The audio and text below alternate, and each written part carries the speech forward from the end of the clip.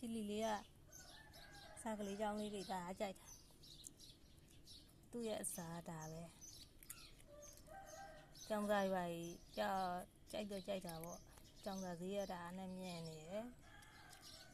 ကြောင်းစားဈေးရတာမြင်တော့ကြောင်းစားမကျွေးပဲနဲ့သူ့ကိုဒီစားကလေးကြောင်းလေးတွေပေါ့ဒါကြိုက်တယ်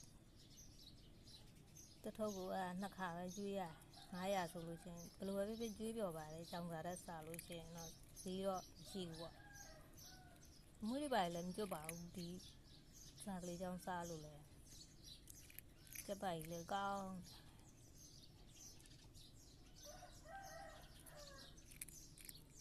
ဝါလို့လှလို့မွေးလေးလည်းစိုးလို့ဒီကြကြကူတစားနဲ့မထားဘူးလွတ်လွတ်လပ်လပ်လေးပဲသူနေကြတယ်လို့ပဲနေရပဲဒါမဲ့လည်းကျမကြီးကောင်းပါလေ